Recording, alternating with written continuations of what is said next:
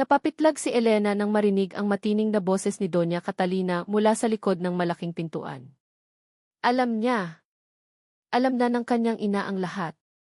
Ramdam niya ang paglamig ng kanyang mga kamay, ang pagbilis ng tibok ng kanyang puso na halos lumabas sa kanyang dibdib.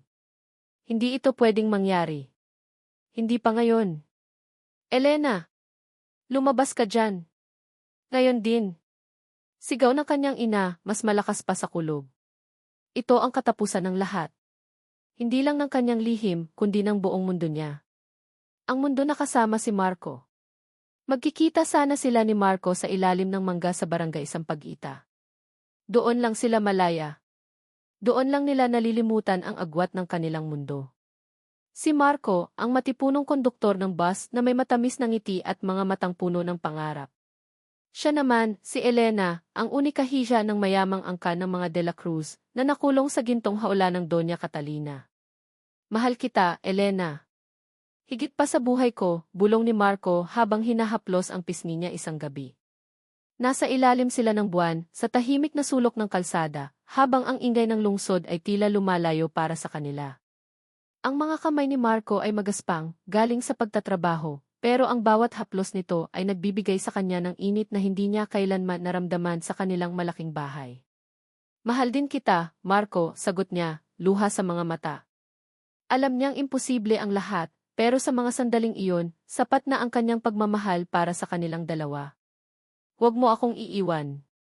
Kailanman, pangako niya at idinikit ang kanilang mga noo. Sa mga sandaling iyon, ang kanilang pangarap ay kasing lapit ng bituin. Ngunit ang bituin ay biglang naglaho. Nang gabing iyon, matapos ang kanilang lihim na pagkikita, kinabukasan ay sumabog ang galit ni Doña Catalina. Paano niya nalaman? Ang tiwala niyang yaya na si Manang Elsa, na itinuring niyang pangalawang ina, ang naging traidor. Binuking siya nito sa kanyang ina, marahil dahil sa takot o sa malaking halaga ng pera. Elena de la Cruz. Ano itong naririnig ko? Nakikipagkita ka sa isang hamak na konduktor ng bus? Ang kahihiyan na idinulot mo sa pangalan ng pamilya natin. Dumagundong ang boses ni Doña Catalina sa malaking salas, habang nakatayo si Elena sa gitna, halos gumuho. Nandoon din si Attorney Salvador Badong Ramos, ang abogadong lagi nilang nakikita sa bahay tuwing may mga dokumentong pipirmahan. Nakatayo siya sa tabi ng Doña Catalina, kalmado ang mukha pero may matatalim na tingin. Hindi po, Mama. Mahal ko po si Marco, sigaw ni Elena, namumuo ang luha sa kanyang mga mata. Mahal? Ano ang alam mo sa pagmamahal, Elena? Ang pagmamahal na sinasabi mo ay isang kahibangan. Isang guni-guni. Tignan mo nga ang sarili mo. Anak ka ng mga De La Cruz. Hindi ka nababagay sa isang pulubi. Binitawan ni Doña Catalina ang isang makapal na sobre sa harap ni Elena. Ito. Para sa pulubi mo. Iyan ang halaga niya. Walang kwenta. Nanginginig ang mga kamay ni Elena nang makita ang tumpok ng salapi. 500,000 piso. Ang halaga ng pagmamahal niya? Hindi. Hindi ito pera. Ito ay lason. Hindi po, bulong ni Elena, napapailing. Elena, pumirma ka na. Para sa ikabubuti mo yan, sabi ni Attorney Badong, ipinipilit ang isang papel sa kanyang harap. Isang kontrata. Isang kontrata ng paghihiwalay. Hindi ko po kayang gawin yan, umiiyak na bulong niya. Kung hindi mo pipirmahan, ipapakalat ko sa buong syudad ang mga kalokohan mo. Sisiguraduhin kong wala kang matatakbuhan. Sisiguraduhin kong maghihirap ang pamilya ng lalaking iyon, pati ang taong iyon. Sisiguraduhin kong magsisisi ka sa bawat hininga mo. Ang boses ni Doña Catalina ay parang kidlat, tagos sa buto. Alam ni Elena na gagawin iyon ng kanyang ina. Kilala niya ang Doña Catalina. Kayang-kaya niyang sirain ang buhay ni Marco. At ayaw niya iyon. Mas gugustuhin pa niyang masaktan siya, kaysa masaktan si Marco. Kinuha ni Elena ang panulat. Nanginginig ang kanyang kamay habang pipirmahan niya ang pangalan niya. Ang bawat letra ay parang patak ng dugo na kumalat sa papel. Nararamdaman niya ang sakit, ang pagkawala ng kanyang pangarap. Tama na, sigaw niya, tiningnan ang ina na may galit at sakit. Pipirmahan ko, Mama. Basta huwag niyo lang pong gagalawin si Marco. Ngumiti ng mapait si Doña Catalina. Isang ngiting tagumpay. Ang mga sumunod na araw ay tila isang bangungot. Nakakulong si Elena sa kanyang silid, walang cellphone, walang makakausap. Ang bawat pagkain ay inihahatid sa kanya, at ang bawat salita ng kanyang ina ay parang tinik na sumasaksak sa puso niya. Isang linggo matapos ang insidente. Nagising si Elena na parang may kakaiba sa kanyang pakiramdam. Nahihilo. Nagsusuka. Hindi siya makakain. Sa loob-loob niya, nagdasal siya. Sana hindi ito ang iniisip niya. Sana hindi. Pero ang tadhana ay may sariling plano. Nang gabing iyon, lihim siyang nag-sneak out ng bahay, kahit alam niyang malaking panganib iyon. Kailangan niyang malaman. Sa isang maliit na butika sa kanto, binili niya ang 2 pregnancy test. Ang bawat pagbalik niya sa bahay, ang bawat paghakbang niya sa hagdan, ay parang pag-akyat sa bitayan. Sa banyo, nanginginig ang kanyang mga kamay habang hawak ang 2 stick. 1 minuto. 2 minuto. Ang bawat segundo ay parang kawalang hanggan. Unti-unti lumabas ang mga guhit. 2. Sa magkabilang stick. Napapikit si Elena. Isang butil ng luha ang pumatak sa kanyang pisngi. Hindi niya alam kung matutuwa siya o matatakot. May buhay sa kanyang sinapupunan. Buhay ni Marco. Marco T. Bulong niya, hinaplos ang kanyang tiyan. Ang sakit sa puso niya ay unti-unting napalitan ng isang kakaibang pag-asa. May natira pa sa kanila. May bahagi pa si Marco na mananatili sa kanya. Pero ang pag-asang iyon ay maikli lang. Anong ginagawa mo dyan? Biglang bumukas ang pintuan. Nakatayo si Doña Catalina na may mga mata na nagliliyab sa galit. Nasa likod niya si Manang Elsa na may hawak na timba at basahan. Nakita pala niya ang mga stick. Mama, please. Pakinggan niyo po ako, pagmamakaawa ni Elena, sinubukan itago ang mga stick sa likuran niya, ngunit huli na. Dinampot ni Doña Catalina ang mga pregnancy test, ang kanyang mukha ay namutla sa galit. Ito ba ang kapalit ng kabutihan ko? Ang kahihiyang ito. Isang malakas na sampal ang dumapo sa pisngi ni Elena. Napasubsob siya sa sahig. Ramdam niya ang pait ng kanyang labi, ang sakit ng sampal na mas masakit pa sa sugat. Hindi ka manganganak ng anak ng lalaking iyon. Dumagundong ang boses ni Doña Catalina. Hindi mangyayari ang kahihiyang ito sa pamamahay ko. Nang gabing iyon, muling nakakulong si Elena sa kanyang silid. Walang pagkain, walang inumin. Ang kanyang tiyan ay kumukulo sa gutom, ngunit ang puso niya ay mas masakit pa. Hindi niya alam kung ano ang gagawin. Paano niya ipagtatanggol ang anak niya? Kinabukasan, sa pilitan siyang dinala sa isang private clinic. Hindi siya pinayagan makipag-ugnayan sa sinuman. Ang bawat tanong niya ay sinasagot ng katahimikan. Ang kanyang mga hiyaw ay tila walang nakarinig. Ma'am, kailangan niyo na pong magpahinga, sabi ng isang yaya na hindi niya kilala. Nasaan ang anak ko? Nasaan ang anak ko? Sigaw niya, nanlalabo ang paningin. Ramdam niya ang matinding sakit, ang pagod na halos ikamatay niya. Nagdilim ang kanyang paningin. Ang huling nakita niya ay ang malamig na mukha ni Doña Catalina at ang anino ng isang nurse na may dalang kung ano sa labas ng silid.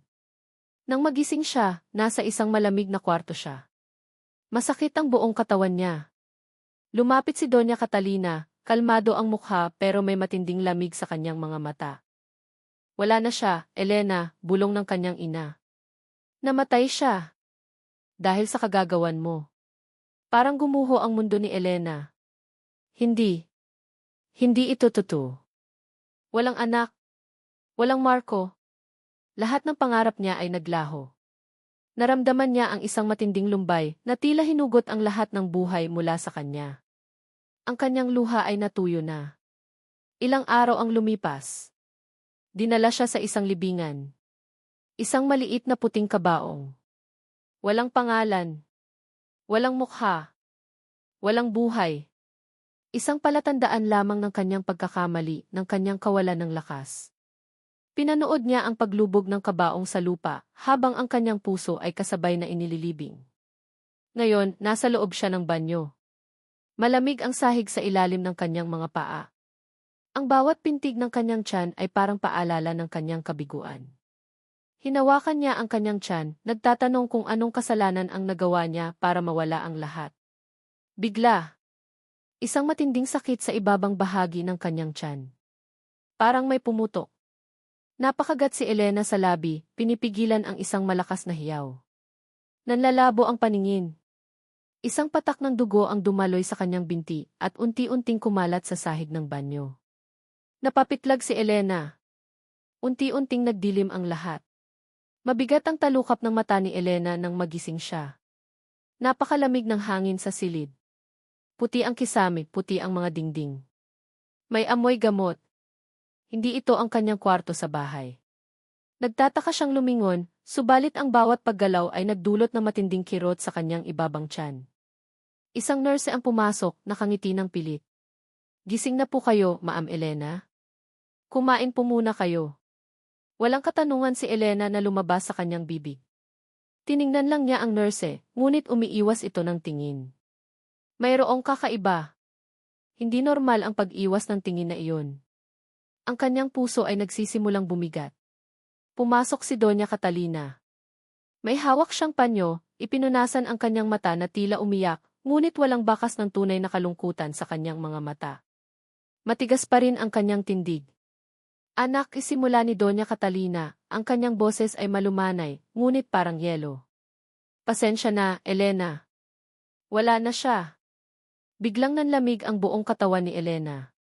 O wala na po ang sino, Mama? Halos hindi niya marinig ang sarili niyang boses. Ang kanyang bibig ay nanunuyo. Ang bata, Elena. Hindi siya lumaban. Mahina raw talaga siya. Maaga siyang sumakabilang buhay. Sinubukan naman namin ang lahat, anak, patuloy ni Doña Catalina, inilapag ang panyo sa kanyang tabi. Parang kinurot ang puso ni Elena.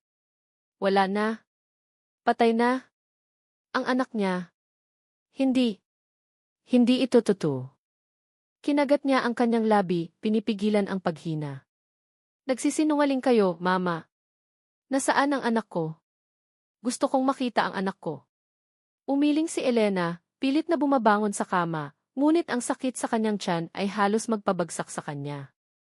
Elena, huminahon ka. Nagpapagaling ka pa. Wala na siya, anak. Tanggapin mo na, malamig na sagot ni Doña Catalina.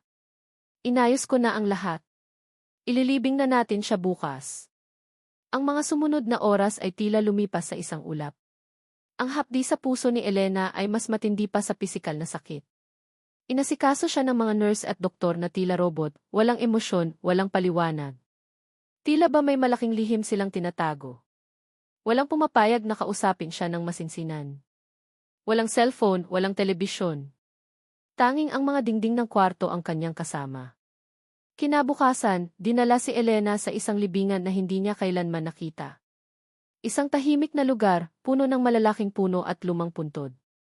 May iilang tao doon, halos lahat ay hindi niya kilala.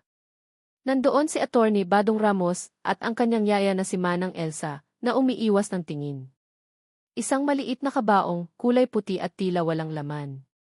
Isinilid iyon sa butas. Nakatingin lamang si Elena, walang luha. Naging manhid na siya. Ang sakit ay sobra-sobra, kaya wala nang lumabas na kahit ano. Kung saan man dinala ang kanyang anak, sana ay nasa kapayapaan na ito. Iyon ang tanging naisip niya. Naramdaman niyang parang may butas sa kanyang puso. Ang kanyang pangarap na magkaroon ng sariling pamilya, kasama si Marco ay tuluyan ng naglaho. Wala na si Marco. Wala na rin ang anak niya. Mag-isa na lang siya. Samantala, sa kabilang dako ng syudad. Nakaupo si Marco sa isang madilim na sulok ng kalsada, basang-basa ng ulan. Ang kanyang damit ay putik-putik, ang kanyang buhok ay gulo-gulo.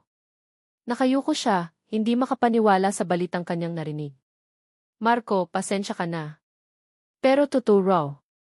Ikinasal na raw si Elena sa isang mayamang negosyante. Pinilit lang daw siya ng nanay niya, sabi ni Mang Tonyo, ang kanyang dating kasamahan sa bus, na siyang naghatid ng balita. Ikinasal na? Si Elena?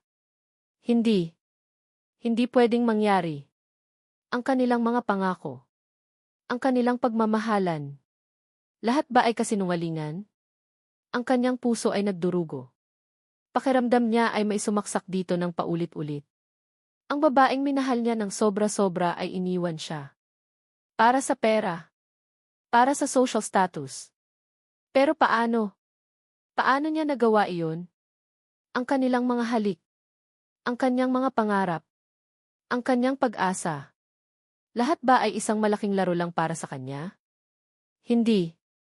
Alam niyang mahal siya ni Elena. Naramdaman niya iyon. Mayroon siyang tiwala. Pero bakit? Bakit niya ginawa ito? Siguro pinilit nga talaga siya. Pinilit siya ni Doña Catalina. Ang galit ay dahan-dahang pumalit sa sakit. Galit sa sarili. Galit sa mundo. Galit kay Doña Catalina. Galit sa pamilya de la Cruz. Hindi ko hahayaan na mawalan ako ng ganito ulit, bulong ni Marco, kumuyom ang kanyang kamao. Ang kanyang mga mata ay nanlilisik, puno ng desisyon. Maghihirap ako. Magsisikap ako. At sisiguraduhin kong babalikan ko sila. Babalikan ko ang Doña Catalina. Sisiguraduhin kong pagsisisihan niya ang lahat ng ginawa niya sa amin. Sisiguraduhin kong babayaran niya ang lahat ng sakit na idinulot niya. Tumayo si Marco. Basang-basa siya, pero hindi niya naramdaman ang lamig.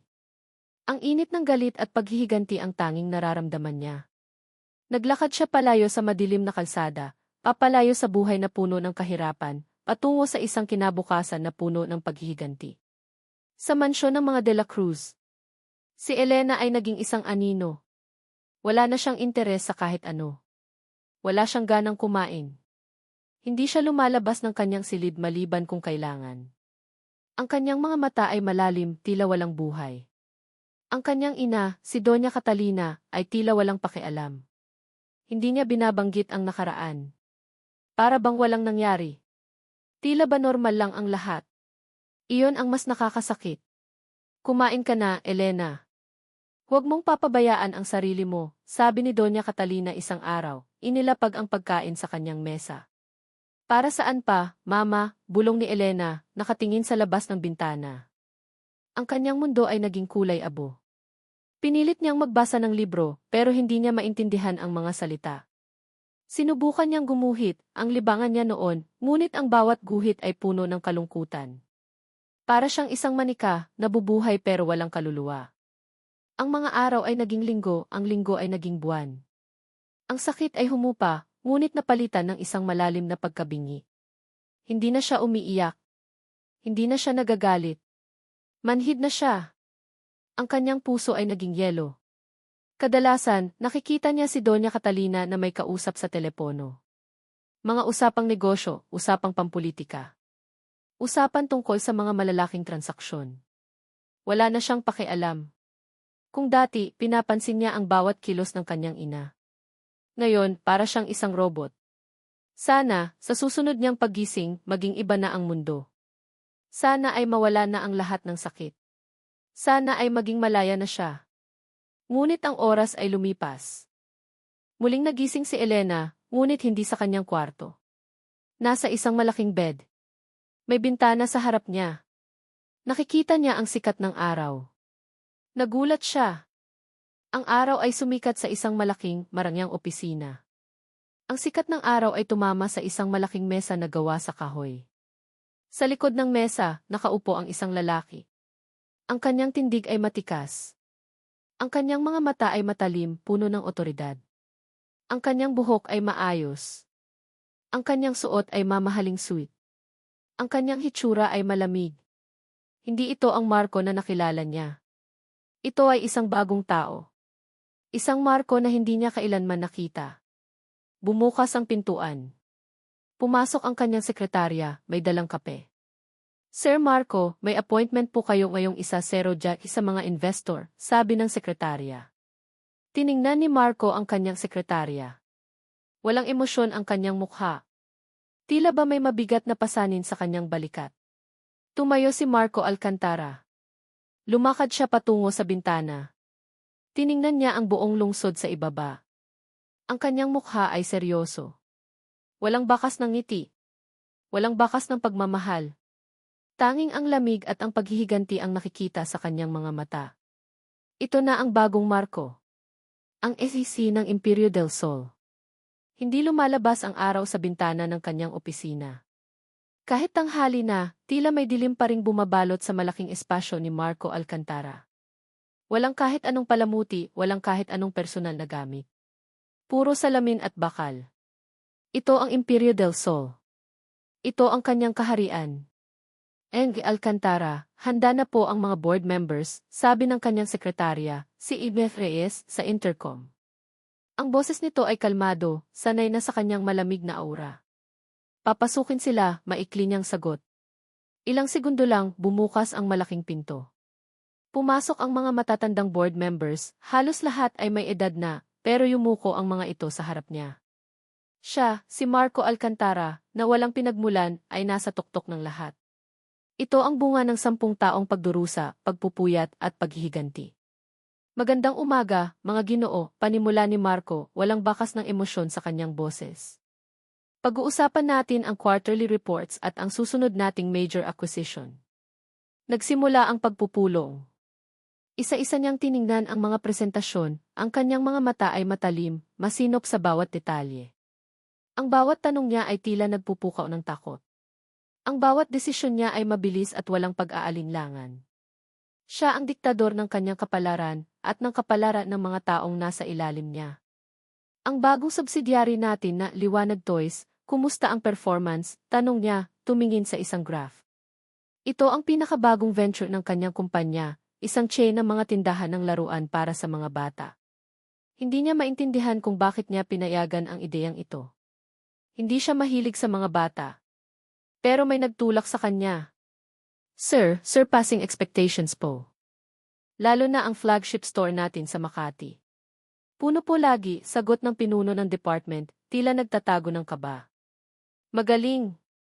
Ayokong marinig ang anumang reklamo o aberya. Ako mismo ang titingin doon mamaya, pahayag ni Marco. Walang nakapalag. Alam ng lahat na kapag nagsalita siya, iyon ang batas. Pagkatapos ng halos 2 oras na pagpupulong, umalis ang mga board members na tila nakalaya mula sa isang kulungan. Naiiwan si Marco na mag-isa sa kanyang malaking opisina. Muling tumingin siya sa labas ng bintana, sa naglalakihang gusali ng Maynila. Ang lahat ng ito ay kanyang pinaghirapan. Ngunit sa likod ng lahat ng tagumpay, mayroong malalim na butas sa kanyang puso. Ang alaala ni Elena. Ang alaala ng babaeng minahal niya at ang pagtataksil na kanyang naranasan. Ang alaala ng Doña Catalina, ang babaeng sumira sa kanilang buhay. Hindi ko kayo nakalimutan, bulong niya, ang kanyang tinig ay malamig na parang yelo. Babayaran niyo ang lahat. Sumakay si Marco sa kanyang itim na sasakyan, kasama ang kanyang driver. Ang daan patungo sa Liwanag Toys sa Makati ay tila humahaba. Hindi niya maintindihan kung bakit may kakaibang pakiramdam siya. Parang may naghihintay sa kanya. Pagdating niya sa tindahan ng laruan, agad siyang napansin ng mga empleyado. Lahat sila ay kinakabahan, tumatayo ng tuwid. Naglakad si Marco sa loob, ang kanyang mga mata ay matalim, sinusuri ang bawat sulok. Ang mga laruan ay makukulay, malalaki. Mayroong malakas na ingay ng mga bata. Hindi siya sanay sa ganitong ingay. Naglakad siya patungo sa isang sulok, kung saan mayroong section ng mga building blocks. Doon, may nakita siyang isang bata. Isang bata na halos 8 taong gulang, nakaupo sa sahig, abala sa pagbuo ng isang tore. Ang buhok nito ay kulay tsokolate, malinis na malinis, at ang balat ay maputi. Ang mga mata nito ay malaki, kulay kape, at may kakaibang kinang. Tinitigan ni Marco ang bata. Hindi niya maintindihan kung bakit, ngunit parang may bumangon na kakaibang damdamin sa kanyang dibdib. Hindi ito galit. Hindi rin ito lungkot. Isa itong kuryosidad. Lumapit siya ng kaunti. Ang bata ay seryosong-seryoso sa pagbuo ng tore. Matangkad na ang tore. Umiti ang bata nang matapos niya iyon at pagkatapos ay giniba niya ito, tumawa ng malakas. Wow! Ang galing mo, anak! Napalingon si Marco. Ang boses na iyon. Ang boses na kailan hindi niya nalimutan. Nandoon siya. Si Elena de la Cruz. Nakasuot siya ng simpleng damit, nakapunitail at nakangiti sa bata. Ang kanyang mukha ay medyo payat, may kaunting ebag sa ilalim ng kanyang mga mata, ngunit ang kanyang ngiti ay nakabibighani pa rin. Ang kanyang mga mata ay may bakas ng kalungkutan, ngunit may kakaibang liwanag din. Nagtagpo ang kanilang mga mata. Isang matagal na segundo ang lumipas. Ang ingay sa tindahan ay tila naglaho. Tanging ang kanilang mga hininga ang naririnig. Ang ngiti ni Elena ay unti-unting nawala. Napuno ng gulat ang kanyang mga mata. At pagkatapos, takot. Tiningnan ni Marco si Elena, ang kanyang mukha ay nanatiling blanko. Ang puso niya ay kumirot, ngunit agad niya itong pinigilan. Hindi. Hindi siya dapat magpadala sa damdamin. Ito ang babaeng iniwan siya. Marco, bulong ni Elena, tila hindi makapaniwala. Endes de la Cruz, malamig na sagot ni Marco, ang kanyang tinig ay walang buhay. Sinadya niyang tanggalin ang lahat ng emosyon. Hindi ko inaasahan na makikita ka dito. Ang kanyang mga salita ay parang sampal sa mukha ni Elena. Napayuko ito. Sir, kayo po pala, sabi ng manager ng tindahan, lumapit sa kanila. Kakilala niyo po pala si Ma'am Elena. Dati, maikli niyang sagot, walang tingin sa manager. Ang lahat ng atensyon niya ay nakatuon kay Elena. Ang kanyang tingin ay matalim, nagtatanong. Ang bata, si Leo, ay lumapit kay Elena, humawak sa kanyang damit. Mama, sino po siya? Hindi sumagot si Elena. Patuloy lang siyang nakatingin kay Marco, ang kanyang mga mata ay nagbabasa ng kanyang kalooban. Takot. Kalungkutan. Kami na lang, sabi ni Marco sa manager, na tila binabasura ang manager. Bumalik sa tindahan ang manager. Ano ang ginagawa mo rito, Elena? Tanong ni Marco, ang kanyang boses ay kalmado, ngunit may pilit na pilit. Nandito kami ni Leo na mamasyal, sagot ni Elena, tila nahihirapan. Si Leo. Kaya pala. Ang pangalan niya. Ang bata na may kakaibang kinang sa mga mata. Oh, Marco shrugged. Kaya pala. Lumayo si Marco ng kaunti, tumingin sa bata. Ikaw ba ang anak mo? Tumango si Elena. Opo. Tinitigan ni Marco ang bata. Ang mga mata. Ang hugis ng mukha. Hindi niya alam kung bakit, pero parang may nagtulak sa kanya. May kakaibang koneksyon. Anak, maglaro ka muna doon. Sandali lang kami ni Tito Marco, sabi ni Elena sa bata. Tumango si Leo at tumakbo patungo sa isang seksyon ng mga laruan. Anong ginagawa mo, Marco? Tanong ni Elena. Sinusuri ang kumpanya ko, sagot niya, matigas. Bakit, may problema ba? Wala. Hindi ko lang inaasahan na magkikita tayo muli, bulong ni Elena. Kailangan kong bumalik sa trabaho, sabi ni Marco, biglang lumayo. Hindi na niya kayang manatili doon ng mas matagal pa. Ang alaala. Ang sakit. Ang galit. Marco, sandali, tawag ni Elena, ngunit hindi siya pinansin ni Marco. Naglakad siya palabas ng tindahan. Ang kanyang sekretarya, si Ivia Reyes, ay naghihintay sa kanya sa labas. Edmes Reyes, ipaimbestiga mo ang background ng babaeng iyon, utos ni Marco, walang tingin sa kanyang sekretarya. Sino po, sir? Tanong ni Eme Reyes. Siya, Marco pointed to Elena, who was now holding Leo's hand. Ang babaeng kasama ng batang iyon. Lahat ng detalye. Lahat ng alam mo. Ngayon din ni. Masusunod po, sir, sagot ni Eme Reyes, na walang tanong. Bumalik si Marco sa kanyang sasakyan. Huminga siya ng malalim. Ang kanyang puso ay kumalabog. Bakit? Bakit niya ginawa iyon? Hindi siya dapat magpakita ng interes. Hindi siya dapat magpadala sa damdamin. Boss, okay lang po ba kayo? Tanong ng kanyang driver. Okay lang ako. Tara na, maikli niyang sagot. Habang papaalis ang sasakyan, nakita ni Marco ang bata na si Leo na nakatingin sa kanya. Kumaway si Leo. Hindi niya alam kung bakit, ngunit parang may kumirot na bahagi ng kanyang puso. At pagkatapos narinig niya. Mama, umuwi na tayo. Pagod na po ako, sabi ng bata, humihikab habang hinila ang kamay ni Elena. Ang mga salitang iyon ay tumago sa pandinig ni Marco. Mama! Hindi niya inaasahan. Bakit? Bakit niya naramdaman ang isang matinding pagkabigla? Alam niyang may anak si Elena. Ngunit ang marinig mismo mula sa bibig ng bata ang salitang iyon na nakatuon kay Elena ay nagdulot ng kakaibang epekto sa kanya. para siyang binuhusan ng malamig na tubig. Ang sasakyan ay nagsimulang gumulong. Pinilit ni Marco na huwag lumingon, ngunit ang kanyang mga mata ay kusang lumipad patungo sa tindahan. Nakita niya si Elena, nakayuko at inaayos ang buhok ng bata. Ang bata, si Leo, ay nakatingin pa rin sa papalayo nilang sasakyan, kumakaway ng malaya. Kumirot ang puso ni Marco. Isang bagay na hindi niya naramdaman sa loob ng mahabang panahon. Ngunit agad niya itong pinigilan. Hindi. Hindi siya dapat magpadala sa damdamin. Ito ang Elena na iniwan siya para sa ibang buhay. Ikinasal na raw si Elena sa isang mayamang negosyante. Ang mga salita ni Mang Tonyo ay bumalik sa kanyang isipan. Malamang ito ang anak ng asawa ni Elena. Isang mayamang asawa.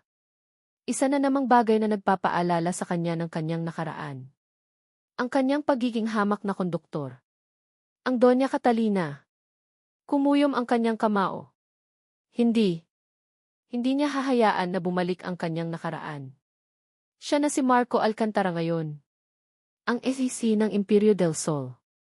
Isang lalaking hindi na kayang saktan. Edmeth Reyes, may update na ba kayo sa background check? Tanong niya, ang boses ay kalmado ngunit may pilit na pilit. Hindi na siya nagtataka. Kailangan lang niya ng kumpirmasyon. Opo, sir. Nakuha ko na po ang preliminary report. Ang pangalan po niya ay Elena de la Cruz. Single mother po. Mayroon po siyang anak na nagngangalang Leo, 8 taong gulang, sagot ni Eve Reyes, mabilis na nag-type sa kanyang tablet. 8 taong gulang. Sapat ang edad. Kung may anak nga si Elena sa kanyang asawa, maaaring ganito ang edad nito. Ang bawat impormasyon ay parang tumutusok sa kanya. Ano ang hanap buhay niya? Tanong ni Marco, sinubukan kontrolin ang kanyang hininga. May maliit po siyang flower shop sa bandang Sampaloc, sir. Bukod po doon, nagtuturo rin po siya ng art sa isang community center, sagot ni Ime Reyes. Flower shop. Art iyon ang mga bagay na mahal ni Elena noon. Ang Elena na kilala niya. Ang Elena na simple at masayahin. Hindi ang Elena na inaasahan niyang magiging asawa ng isang mayamang negosyante. May asawa? Marco asked, ang boses ay parang bumulong. Wala po, sir. Single po siya. At wala pong nakalistang partner o asawa sa mga records na nakuha ko, sagot ni Ime Reyes, nagtataka. Napakunot ang noo ni Marco. Single? Paano? Hindi ba't sinabi ni Mang Tonyo na ikinasal si Elena? Pero kung single siya at may anak na 8 taong gulang. Isang malamig na kaba ang biglang gumapang sa kanyang likod. 8 taong gulang. 10 taon na ang nakalipas simula ng huli nilang pagkita ni Elena. 10 taon na rin siyang nagdurusa.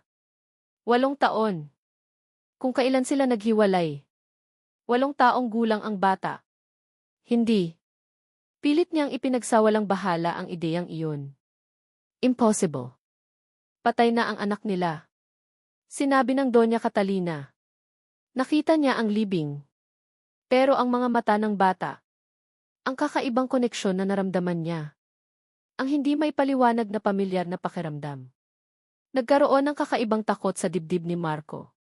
Hindi ito takot na mawalan. Ito ay takot sa katotohanan. Isang katotohanan na maaaring magpagulo sa lahat ng kanyang paniniwala. Ipagpatuloy ang pag-imbestiga, Reyes. Lahat ng detalye. Kahit ang pinakamaliit. Gusto kong malaman ang lahat tungkol sa Elena de la Cruz na iyon. Lahat-lahat. Utos ni Marco, ang kanyang tinig ay nag-iiba. Hindi na ito malamig. Mayroong kakaibang init. Isang init na nagtatago ng matinding pagkabahala. Masusunod po, Sir Marco, sagot ni Eme Reyes, at nagsimulang mag-type muli sa kanyang tablet. Isinandal ni Marco ang kanyang ulo sa sandalan ng sasakyan. Ipinikit niya ang kanyang mga mata. Nakita niya ang mukha ng bata, si Leo. Ang mga mata. Ang ngiti. At pagkatapos, isang imahe ang biglang sumagi sa kanyang isipan. Isang maliit na larawan na nakakabit sa kanyang lumang wallet. Isang larawan ng kanyang sarili noong bata pa siya. Halos-halos magkamukha sila ng batang si Leo. Napamulat si Marco. Ang kanyang hininga ay bumigat. Isang ideya ang nagsimulang mabuo sa kanyang isipan. Isang ideya na, kung totoo, ay magpapabago sa lahat. Magpapabago sa kanyang mundo. Magpapabago sa kanyang paghihiganti. Ang bata. Si Leo. Sino ka ba talaga, Leo? Nanginginig pa rin ang kamay ni Elena nang hawakan niya ang tasa ng kape.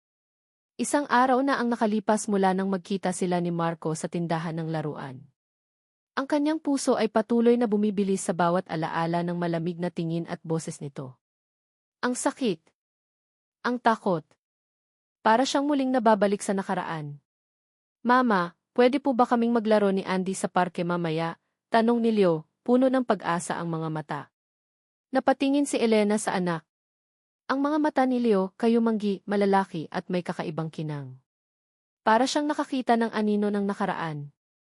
Ngunit pinilit niyang iwaksi iyon. Sige, anak.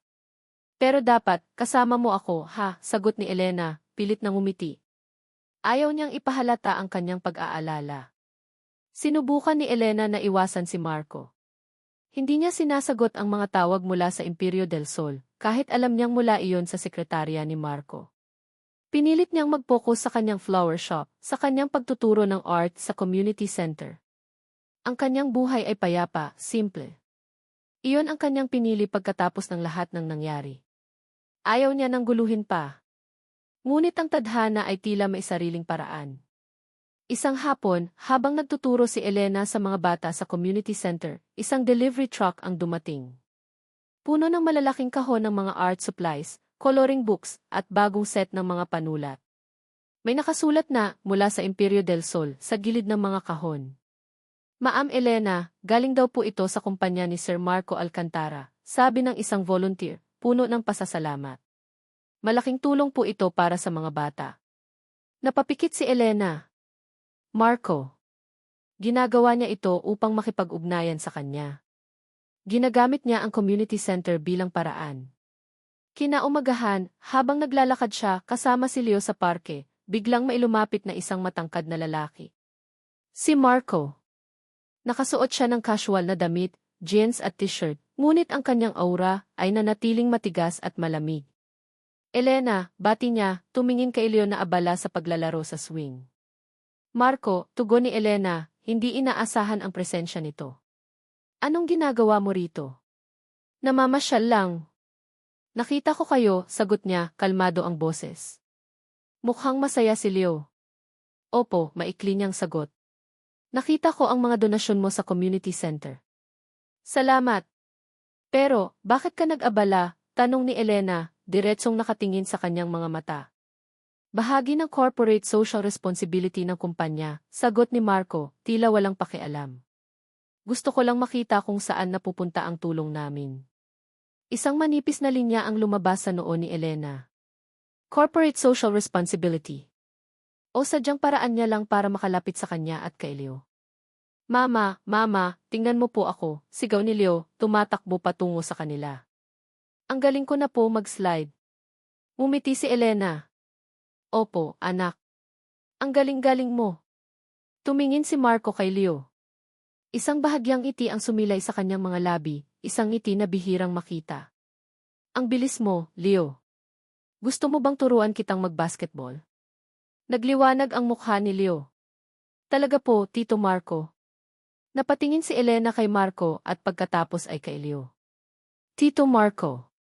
May kakaiba sa paraan ng pagsasalita ni Leo ng pangalang iyon. At ang mga mata ni Marco, tila nagliliwanag kapag nakikita niya si Leo. Marco, hindi mo na kailangan mag-abala, sabi ni Elena, mahina. Hindi abala. Gusto ko. Marami akong oras. Kung gusto mo, pwede ko rin siyang tulungan sa homework niya, sabi ni Marco, may diin sa bawat salita. Parang may bumulong sa isipan ni Elena. Gusto niya talagang makalapit kay Leo. Pero bakit? Sa mga sumunod na araw, naging regular ang pagdalaw ni Marco sa parke, sa community center. Kadalasan, nagdadala siya ng mga laruan para kay Leo, o mga libro para sa mga bata sa community center. Nagsisimula na siyang mag-spend time kay Leo, maglaro ng basketball, turuan itong magbasa. Nagsimulang mapansin ni Elena ang mga kakaibang bagay. Ang paraan ni Marco magsalita, ang pagkurba ng kanyang mga labi kapag natawa siya. Ang paraan niya maglakad. Ang mga kilos na iyon ay nakita na niya dati. Sa ibang tao. Isang hapon, habang nag-aalmusal sila, biglang natawa si Leo. Ang tawa nito ay malakas at mayroong bahagyang pagtaas ng kanyang kaliwang kilay. Napahinto si Elena. Marco. Ganoon na ganoon si Marco tumawa noon.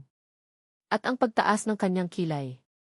Napatingin siya sa larawan ni Marco na nasa isang lumang photo album, isang larawan nila noong nasa high school pa sila. Ganoon na ganoon ang ekspresyon ni Marco. Ang kanyang puso ay nagsimulang bumigat. Hindi. Hindi ito maaaring mangyari. Sinabi ng kanyang ina. Patay na ang anak niya. Nakita niya ang libing. Isang araw, nagkasakit si Leo. Mataas ang kanyang lagnat. Nagmamadaling dinala ni Elena si Leo sa ospital. Pagdating niya roon, nakita niya si Doña Catalina at Attorney Badong Ramos na nag-uusap sa isang sulok ng waiting area. Kailangan nating tiyakin na walang makakalam sa lihim na ito, Badong.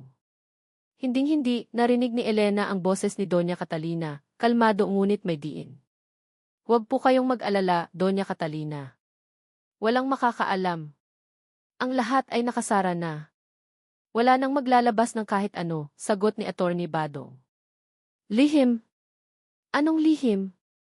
Pinilit ni Elena na huwag pansinin ang pag-uusap nila. Ngunit ang mga salitang iyon ay nagpa-flash sa kanyang isipan. Pumasok si Marco sa ospital. Mukhang galing siya sa trabaho. Nagmamadali siya. Kumusta si Leo? Tanong niya kay Elena, halatang nag-aalala. Mataas ang lagnat niya, sagot ni Elena. Lumapit si Marco kay Leo, hinaplos ang noo nito. Magiging maayos din ang lahat, Leo. Ang kanyang boses ay malambot, puno ng pagmamahal. Isang pagmamahal na bihira niyang ipinakita. Nandoon si Doña Catalina. Tumingin siya kay Marco. Ang kanyang mga mata ay nanlilisik. Ngunit hindi siya nagsalita. Kinagabihan, habang nagpapahinga na si Leo, nagpasya si Elena na paliguan siya upang bumaba ang kanyang lagnat. Dahan-dahan niyang hinubad ang damit ni Leo. Pinunasan niya ng basang tuwalya ang kanyang buong katawan. Pagdating niya sa likod ng tainga ni Leo, biglang nanlaki ang mga mata ni Elena.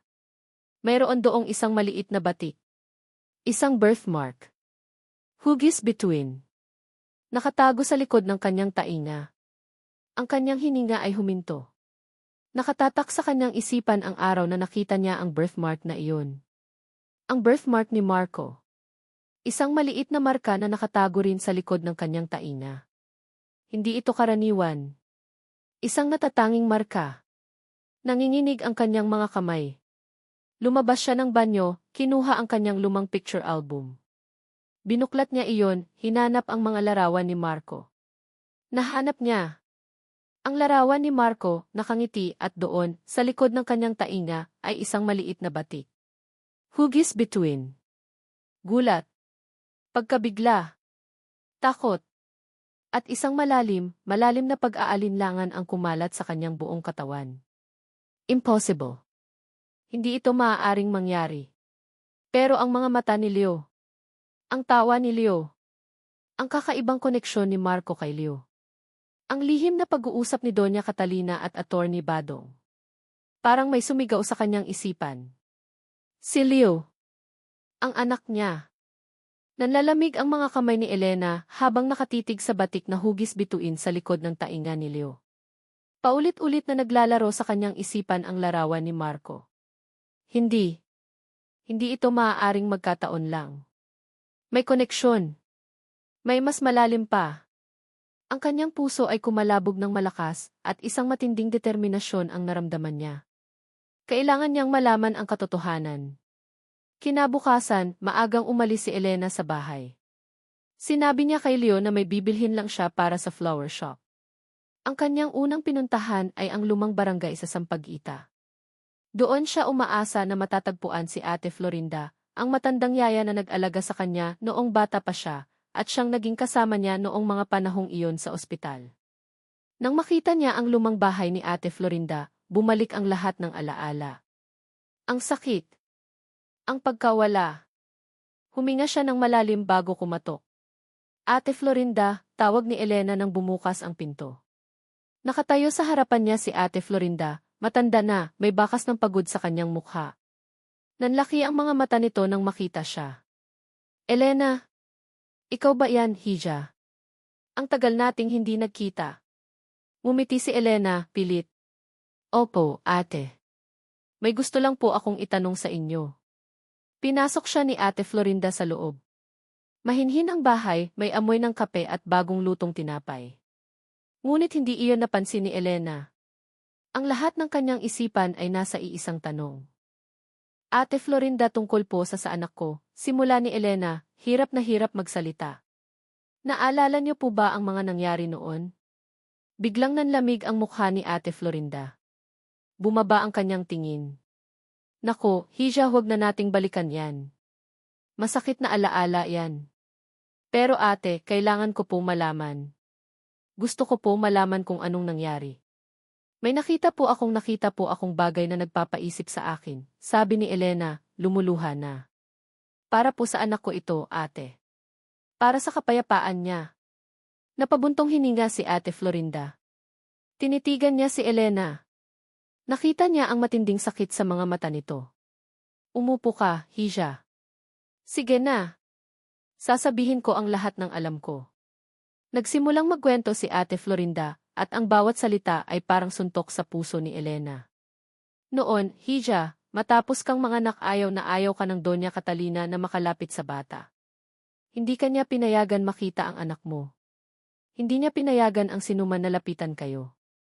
Matindi ang galit niya, alam mo naman. Mayroon daw siyang planong pagtatakpan ang lahat. Mayroon siyang kinakausap sa telepono noon, mga doktor, mga yaya. May pera raw na sangkot. Pero ate, sinabi niya sa akin na namatay ang anak ko.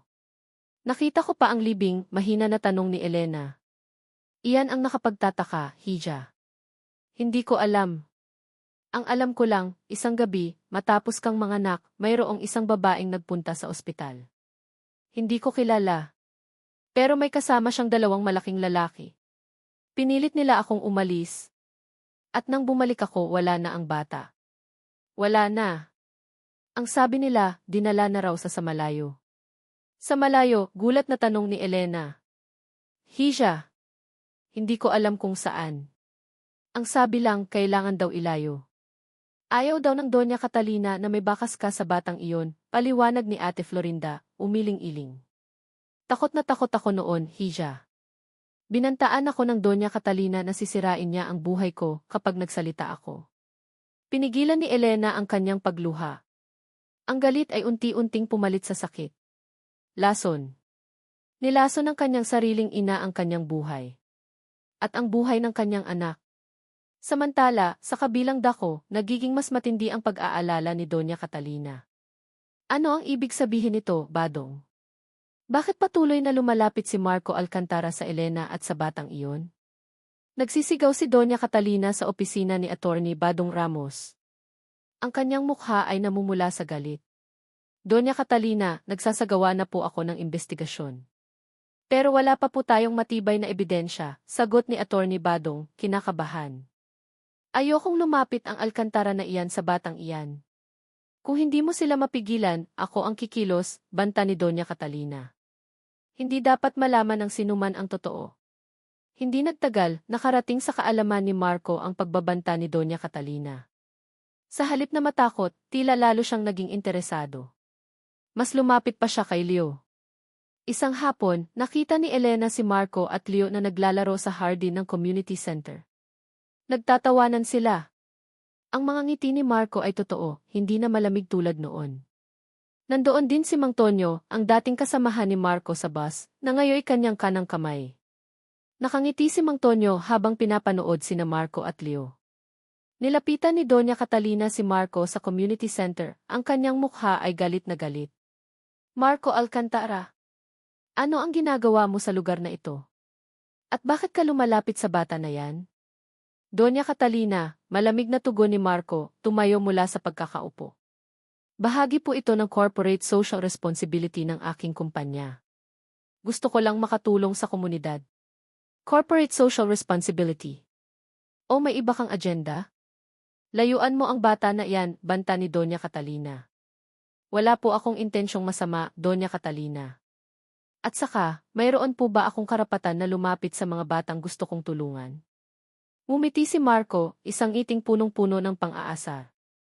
Napayukom ang kamao ni Doña Catalina. Tila naubusan siya ng salita. Umalis siya na galit na galit. Bumalik si Elena sa bahay, puno ng pagkabigla at galit sa mga narinig niya mula kay Ate Florinda. Wala siyang tigil sa paghahanap ng mga bakas, mga pahiwatig. Sinuri niya ang mga lumang dokumento ng kanyang ina, mga lumang papeles. Umaasa siyang may makita siyang kahit anong lead.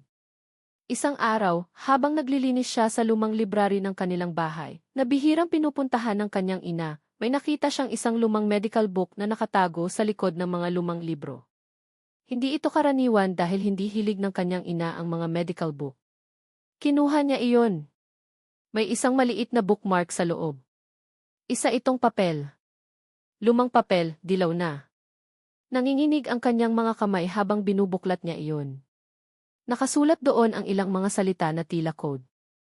Project Phoenix, Lab Results, Deceased Infant, False Report, G.F. Cortez, Nurse Corazon.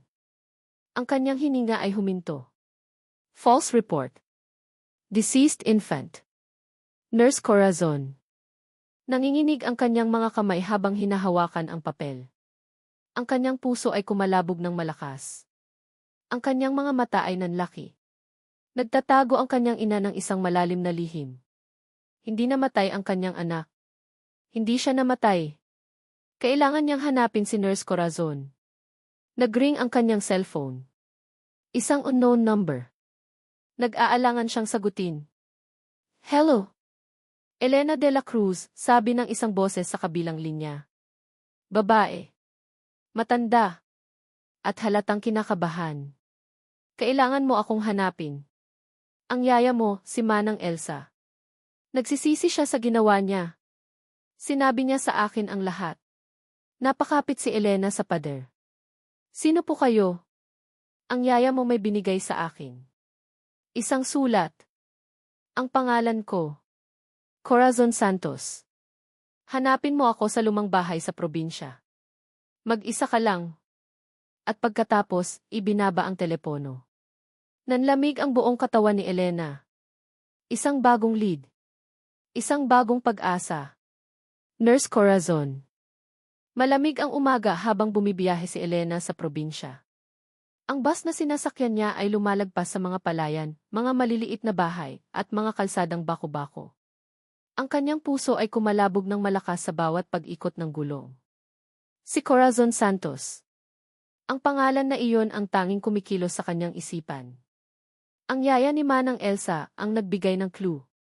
Ito ang susi sa katotohanan. Pagdating niya sa bayan, sumakay siya ng tricycle patungo sa address na ibinigay sa kanya. Isang lumang bahay, gawa sa kahoy at kawayan na halos gumuho na. Walang kuryente. Tila ba inabandona na? Tao po, tawag ni Elena, kinakabahan. Bumukas ang pinto. Nakatayo sa harapan niya ang isang matandang babae. Payat. Malalim ang mga mata. May ubo. Si Nurse Corazon Santos.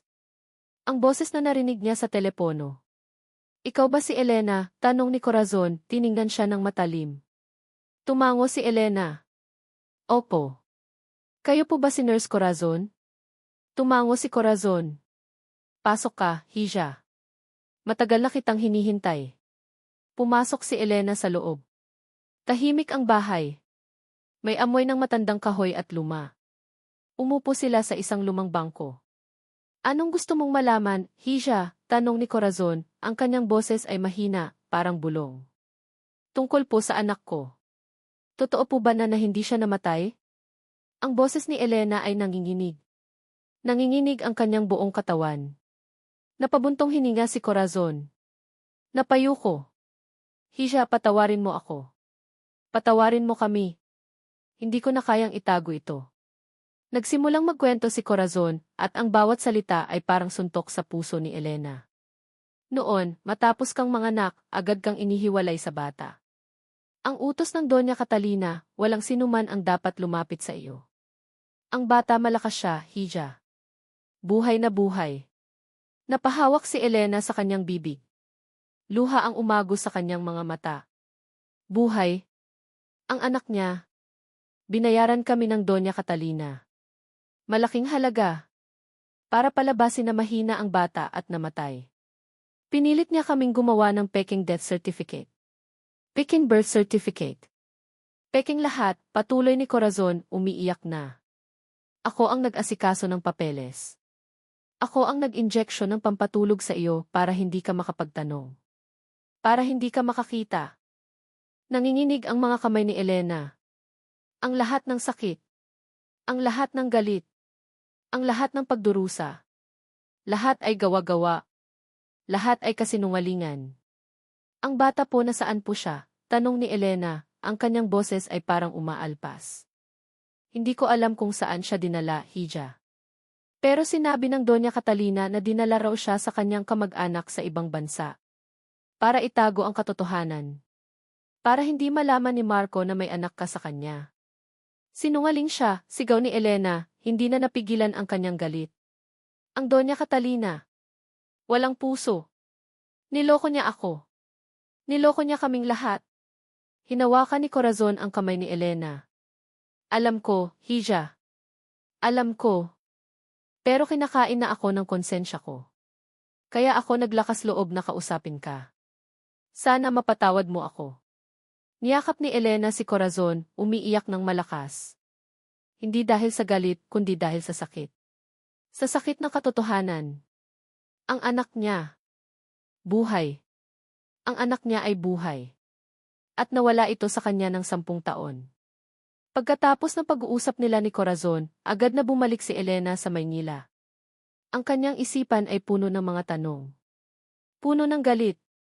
Puno ng desisyon. Kailangan niyang harapin ang Doña Catalina. Kailangan niyang ibalik ang anak niya. Ang kanyang unang puntahan ay ang opisina ni Marco. Hindi niya pinansin ang sekretarya nito. Diretso siyang pumasok sa loob. Marco, sigaw ni Elena, halos hindi na makahinga. Nakaupo si Marco sa kanyang mesa, kalmado ang mukha. Tiningnan niya si Elena, walang emosyon sa kanyang mga mata. Elena, bakit ka narito? Walang appointment. Alam ko na ang totoo, Marco. Ang lahat. Ang Doña Catalina. Niloko niya tayo. Niloko niya ako. Ang anak natin, Marco. Buhay siya. Nanginginig ang boses ni Elena. Biglang nanlaki ang mga mata ni Marco. Anong sinasabi mo? Ang anak natin, Marco. Buhay. Pinatay niya. Pinagsinungalingan niya tayo. Ginawa niyang mamatay ang anak natin. Pero buhay siya. Ang anak natin si Leo. Nagsisimula ng tumulo ang kanyang mga luha. Narinig ko mula kay Nurse Corazon. Narinig ko ang lahat. Ang mukha ni Marco ay naging blanko. Elena, ano ang pakay mo? Gumagawa ka ba ng istorya? Akala mo ba madaling maniwala sa iyo pagkatapos ng lahat? Ang boses niya ay malamig. Ang kanyang mga mata ay puno ng pag-aalinlangan. Paano ako maniniwala sa iyo? Nakita ko ang libing. Sinabi niya sa akin na ikinasal ka. Sinabi niya na wala kang pakialam sa akin. Hindi ako kailanman ikinasal. Ang libing na iyon ay peking libing. Pinahirapan niya ako, Marco. Ikinulong niya ako. Naniwala ako sa kanya na patay ang anak ko. Naniwala ako sa kanya, umiiyak na sigaw ni Elena, galit na galit. Paano mo ako pagdududahan? Pagkatapos ng lahat ng nangyari. Umiling si Marco. Wala akong ebidensya. Wala kang maipapakita sa akin, Elena. Huwag kang gagawa ng mga istorya para lang makakuha ka ng kung ano mula sa akin. Parang sinaksak ang puso ni Elena. Ang lahat ng sakit. Ang lahat ng galit. Ngayon, pati si Marco, pinagdududahan siya. Hindi ko kailangan ng kahit ano mula sa iyo, Marco. Kailangan ko lang ang anak ko. Kailangan lang natin ang anak natin, sigaw ni Elena, puno ng pagkabigo. Nakatayo si Marco, matigas ang mukha. Walang kibo. Walang kumpas. Napaatras si Elena. Hindi na niya kayang manatili doon. Kailangan niyang harapin ang Doña Catalina. Nagmamadali si Elena patungo sa mansyon ng mga De La Cruz. Puno siya ng galit. Puno ng tapang. Hindi na siya ang dating Elena na mahina at takot. Pagdating niya sa loob, nakita niya si Doña Catalina na nakaupo sa salas, nagbabasa ng dyaryo. Kalmado. Tila walang nangyari. Mama, sigaw ni Elena. Dahan-dahang itinaas ni Doña Catalina ang kanyang ulo. Tiningnan si Elena ng walang emosyon. Ano ang problema mo, Elena? Bakit ka sumisigaw sa sarili mong bahay? Sinungaling ka, Mama. Lihim. Ang lahat ng ito ay lihim mo. Alam ko na ang lahat, sigaw ni Elena, puno ng galit. Ang anak ko. Ang anak ko at ni Marco. Buhay siya. Nasaan siya, Mama? Nasaan ang anak ko? Biglang nagbago ang mukha ni Doña Catalina. Mula sa kalmado, naging matalim. Anong pinagsasabi mo, Elena? Naloloka ka na ba? Patay na ang anak mo. Nakita mo na ang libing niya. Bakit mo binabalikan ang nakaraan? Hindi. Hindi siya patay. Alam ko ang lahat ng ginawa mo, Mama. Ang pagpeke mo ng papeles. Ang pagbayad mo sa mga nurse. Ang paglayo mo sa anak ko. Ang lahat, galit na sigaw ni Elena, nanlalaki ang kanyang mga mata. Nasaan siya? Sabihin mo sa akin na saan ang anak ko. Tumayo si Doña Catalina, ang kanyang mga mata ay nanlilisik. Walang alam ang sinuman sa pinagsasabi mo, Elena. Ang lahat ng sinasabi mo ay gawa-gawa mo lang. Para ka ng baliw. Hindi ako baliw, Mama. Alam ko ang totoo. Kailangan kong malaman na saan ang anak ko.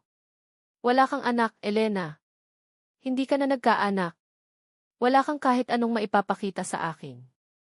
Ang lahat ng ito ay guni-guni mo lang, sabi ni Doña Catalina, ang kanyang boses ay malamig. Hindi ka na kailanman magiging isang ina sa batang iyon. Wala ka ng karapatan sa kanya. Napahinto si Elena. Ang lahat ng pag-asa. Ang lahat ng determinasyon. Lahat ay naglaho. Tila ba may matinding puwersa ang pumigil sa kanya. Hindi siya maniniwala. Hindi siya maniniwala. Napaupo si Elena sa sahig, umiiyak ng malakas. Ang lahat ng kanyang pagkabigo. Ang lahat ng kanyang sakit. Hindi siya naniniwala. Walang maniniwala sa kanya. Para siyang nawala ng lahat. Sa kanyang malaking opisina, nakaupo si Marco. Walang kibo. Tila ba may malalim na iniisip. Biglang nagring ang kanyang cellphone. Isang anonymous email. Binuksan niya. Isang larawan. Isang larawan ni Elena. Nakatayo siya sa harap ng isang lumang bahay. May kausap siyang matandang babae. Si Nurse Corazon Santos. At sa ibaba ng larawan may nakasulat na. Ang katotohanan ay laging nakakahanap ng paraan, Ginoong Alcantara. Nanlaki ang mga mata ni Marco. Ang kanyang hininga ay huminto. Ang kanyang puso ay kumalabog ng malakas. Hindi lang si Elena ang nagsasabi nito. Ito ay totoo. Napakalamig ng hangin sa loob ng opisina ni Marco, ngunit ang kanyang kalooban ay nagliliyab. Nakatitig siya sa cellphone, sa anonymous email na naglalaman ng larawan ni Elena, kasama si Nurse Corazon Santos. Ang maliit na piraso ng papel na nakuha niya mula sa lumang medical book ni Elena ay nasa kanyang kamay. False report. Deceased infant. Nurse Corazon. Ang mga salitang ito ay umuugong sa kanyang isipan. Hindi. Hindi ito maaaring totoo. Ilang taon niya itong pinaniwalaan. Ilang taon siyang nabuhay sa pag-aakala na patay na ang kanilang anak. Ilang taon siyang nagtanim ng galit sa puso niya, galit sa Doña Catalina, at galit kay Elena na akala niya ay basta na lang siyang iniwan. Sir, okay lang po kayo? Tanong ni Reyes sa intercom. Hindi niya napansin na umalis pala siya sa mesa at nakatayo sa harap ng bintana, nakahawak sa kanyang noo. Ayos lang ako, Gina Reyes, malamig niyang sagot, pilit. May gusto akong ipaimbestiga. Ngayon din ni. Ibinigay niya ang pangalan ni Nurse Corazon Santos, ang address sa probinsya, at ang lumang medical book ni Elena. Gusto kong malaman ang lahat. Bawat detalye. Sino ang mga doktor na umasikaso kay Elena noon? Sino ang mga yaya? Sino mang may kinalaman sa panganganak niya? Ang kanyang boses ay nag-iba. Mayroong pilit na kontrol sa kanyang galit. Masusunod po, Sir Marco, sagot ni Evia Reyes, nagulat sa bigla ang pagbabago sa kanyang amo. Hindi na naghintay si Marco ng report. Agad niyang tinawagan si Mang Tonyo. Tonyo, may kailangan akong puntahan. Isang tao. Isang nurse. Corazon Santos. Hindi nagtanong si Mang Tonyo. Alam niyang seryoso ang sitwasyon kapag ganoon ang boses ni Marco. Ang paglalakbay sa probinsya ay tila walang katapusan. Ang bawat daan ay nagpapaalala sa kanya ng kanyang nakaraan. Ang lugar na kinalakhan niya. Ang lugar kung saan siya unang nagmahal. Pagdating niya sa lumang bahay ni Corazon, nakita niya si Nurse Corazon, payat at matanda na, tila ba may mabigat na pasanin sa kanyang balikat. Nurse Corazon Santos, tanong ni Marco, kalmado ang boses, ngunit matalim ang kanyang mga mata. Nagulat si Corazon. Kayo po ba si Ginoong Alcantara? Gusto kong malaman ang lahat ng nalalaman mo, sabi ni Marco, walang paligoy-ligoy. Tungkol sa anak ko. Tungkol sa Elena. Napayuko si Corazon. Ang kanyang mga kamay ay nanginginig. Hiha, patawarin mo ako, Ginoo. Patawarin mo kami. Doon, sinabi ni Corazon ang lahat. Ang pagmamalupit ng Doña Catalina. Ang pagbayad nito sa kanila para magpalsipika ng papeles. Ang pagpeke ng death certificate. Ang pagkuha sa bata. Ang lahat. Ang bawat salita ay parang suntok sa dibdib ni Marco. Hindi lang siya nagmahal ng isang taong nagtaksil. Niloko siya. Niloko silang dalawa. Ang kanyang anak. Ang anak niya at ni Elena. Buhay. 8 taong gulang na. Hindi niya ito mapapatawad. Ang galit sa Doña Catalina ay umabot sa sukdulan. Bumalik si Marco sa Maynila, puno ng put at desisyon. Ngunit bago niya harapin ang Doña Catalina, may isa pa siyang kailangan harapin. Si Attorney Salvador Badong Ramos. Dumiretso si Marco sa opisina ni Badong. Pinasok niya ito ng walang katok. Attorney Ramos, malamig na bati ni Marco. Nagulat si Badong. Marco. Ano ang ginagawa mo rito? Alam ko na ang lahat, Badong, sabi ni Marco, ang kanyang boses ay bumulong, ngunit puno ng banta. Alam ko ang lahat ng ginawa mo para sa Doña Catalina. Ang peking death certificate. Ang peking birth certificate. Ang pagtago mo sa katotohanan. Namutla si Badong. Anong pinagsasabi mo, Marco? Wala akong alam. Huwag ka nang magsinungaling, Badong. Mayroon akong ebidensya. Mayroong nurse na nagpatunay. Kung hindi ka magsasalita, sisiguraduhin kong mawawalan ka ng lisensya. Sisiguraduhin kong makukulong ka. At sisiguraduhin kong wala kang matatakbuhan. Ang kanyang mga mata ay nanlilisik. Huling pagkakataon mo ito, Badong. Magsalita ka. Nanginginig si Badong. Ang kanyang mga kamay ay nanginginig. Ang kanyang mukha ay puno ng takot. Alam niya na walang makakatakas kay Marco Alcantara. Patawarin mo ako, Marco, bulong ni Badong, yumuko. Inutusan lang ako ng Doña Catalina. Binantaan niya ako. Kung hindi ko raw gagawin ang gusto niya, sisirain niya ang karera ko. Ang pamilya ko. Anong ebidensya mayroon ka, Badong? Nasaan ang mga papeles? Ang mga orihinal, tanong ni Marco, hindi nawawala ang lamig sa kanyang boses. Doon, ibinigay ni Badong ang lahat. Isang itim na sobre na naglalaman ng mga kopya ng peking papeles, ang mga transaksyon ng pera, ang mga pangalan ng mga sangkot. Ang lahat ng kailangan ni Marco. Salamat, Badong, sabi ni Marco, kinuha ang sobre. Ito ang magliligtas sa iyo. Ang kanyang susunod na puntahan ay ang bahay ni Elena. Pagdating niya roon, nakita niya si Elena, nakaupo sa sala, mukhang basag. Ang kanyang mga mata ay namamaga. Mukha siyang umiyak. Elena, tawag ni Marco, mahina. Napatingin si Elena. Nagulat. Marco, anong ginagawa mo rito? Lumapit si Marco kay Elena. Lumuhod siya sa harap nito. Hindi na malamig ang kanyang mga mata. Ngayon, puno na ito ng sakit. Pagsisisi. At pagmamahal. Patawarin mo ako, Elena, bulong ni Marco at ang kanyang boses ay nanginginig. Patawarin mo ako dahil hindi ako naniwala sa iyo. Patawarin mo ako dahil nagduda ako. Patawarin mo ako dahil pinagdudahan ko ang pagmamahal mo. Nanlaki ang mga mata ni Elena. Anong sinasabi mo, Marco? Alam ko na ang totoo, Elena. Ang lahat. Si Nurse Corazon. Si Badong. Ang Doña Catalina.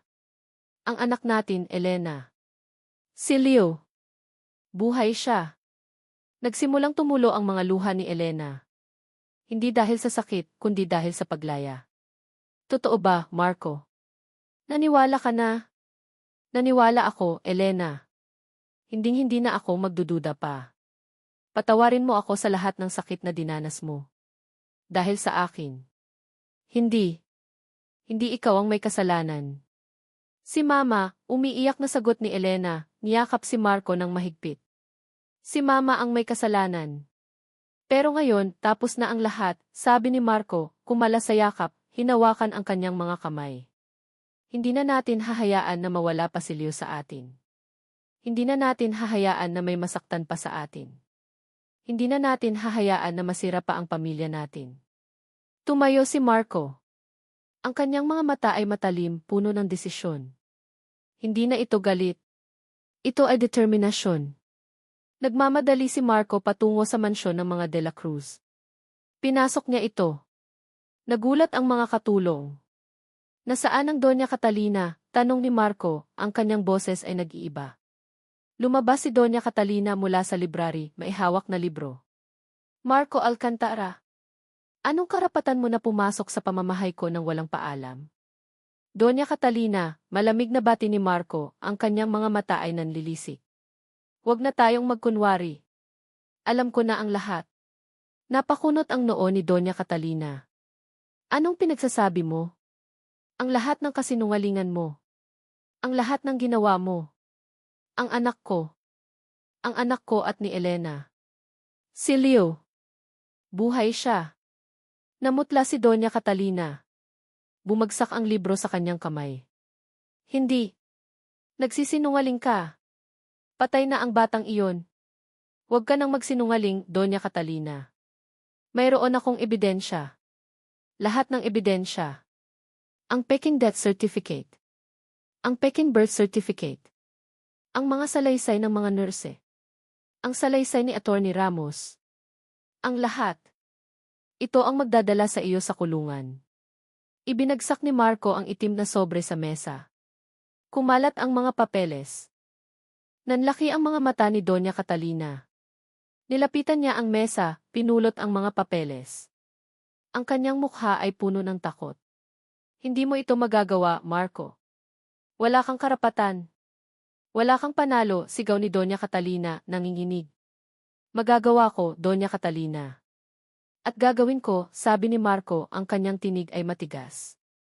Ang lahat ng sakit na idinulot mo. Babayaran mo. At ang anak ko. Ang anak ko at ni Elena. Babalik siya sa amin.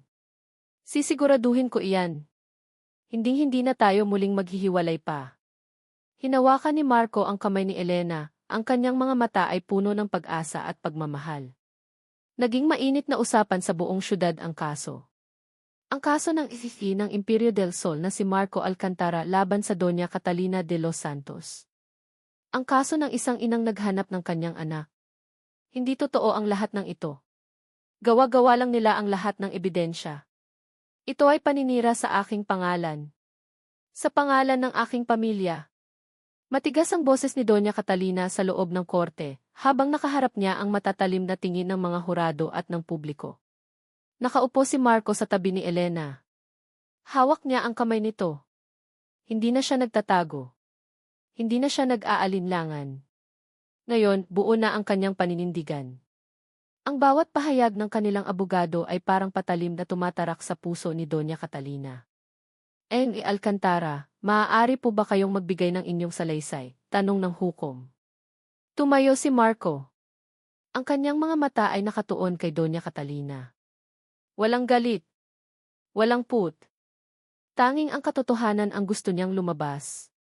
Mahal na hukom, ang kasong ito ay hindi lamang tungkol sa akin at kay Elena. Ito ay tungkol sa isang ina na pinagkaitan ng karapatan sa kanyang anak. Ito ay tungkol sa isang ama na pinaniwalaan ang kasinungalingan. Ito ay tungkol sa isang bata na lumaki ng walang pamilya. Lahat po ng ebidensya na ipinakita namin ay totoo. Ang peking death certificate. Ang mga salaysay ng mga saksi.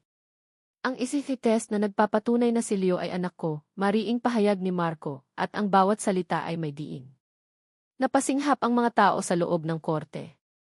Ang balita tungkol sa safety test ay bagong impormasyon. Gawa-gawa lang yan. Nagsisinungaling kayo, sigaw ni Doña Catalina, tila nawawalan na ng kontrol. Madam, please, control yourself, sabi ng hukom. Ipinakita ng abogado ni Marco ang mga resibo ng malaking halaga ng pera na ipinadala ni Doña Catalina, kay Nurse Corazon Santos at kay Attorney Badong Ramos. Ipinakita rin ang mga pinirmahang kontrata at mga pagbabanta. Ang lahat ng ito ay isang malaking kasinungalingan. Ang lahat ng ito ay ginawa para lang sirain ang aking reputasyon, sigaw ni Doña Catalina, ngunit ang kanyang boses ay tila naubusan na ng lakas. Ang kanyang mukha ay namumutla. Biglang nanlambot ang tuhod ni Doña Catalina. Napakapit siya sa mesa. Tiningnan niya si Marco, ang kanyang mga mata ay puno ng matinding takot at galit.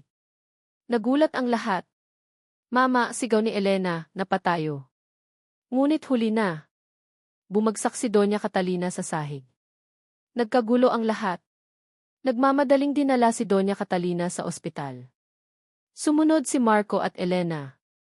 Nandoon din si Attorney Badong Ramos na halos himatain sa takot. Doña Catalina, sumama po kami. Alam po naming wala kayong kasama, sabi ni Elena, nag-aalala. Sa kabila ng lahat, ina pa rin niya ang Doña Catalina. Mama, okay lang po ba kayo? Tanong ni Elena, hinawakan ang kamay ng ina na nakahiga na sa kama ng ospital. Ang kanyang ina ay may mga tubo na nakakabit sa katawan. Ang kanyang mukha ay maputla, walang buhay. Anak, mahina na bulong ni Doña Catalina, halos hindi na marinig. Ang kanyang mga mata ay halos nakapikit. Patawarin mo ako. Nagulat si Elena. Hindi niya inaasahan ang mga salitang iyon. Lumapit si Marco. Doña Catalina, sabi niya, kalmado ang boses. Ang lahat ng ginawa niyo. Nasaan ang anak ko? Nagbukas ang mga mata ni Doña Catalina. Mayroong luha na pumatak mula sa kanyang mata. Patawarin mo ako, Marco. Patawarin mo ako, Elena. Alam kong mali ang ginawa ko. Kinain ako ng aking pagmamataas. Takot ako. Takot na masira ang pangalan ng pamilya natin. Takot na mawala ka, Elena. Ginawa ko ang lahat dahil akala ko iyon ang tama. Hindi na umimik si Marco. Ang anak mo, Elena, buhay siya. Dinala siya ng aking pinsan sa Amerika. Ayoko siyang lumaki sa lugar na ito. Ayoko siyang magdusa, patuloy ni Doña Catalina, hirap na hirap huminga. Kalaunan, nang malaman kong si Leo ang anak niyo, sinubukan kong lumayo. Pero hindi ko magawa. Gusto kong makita siya. Gusto ko siyang makilala. Pero nahihiya ako. Nahihiya ako sa lahat ng kasalanan ko. Ang kanyang tinig ay naubusan. Ang kanyang hininga ay bumigat. Leo D. Bulong ni Doña Catalina, umubo. Gusto kong makita si Leo. Nagmamadaling tinawagan ni Elena si Ate Florinda.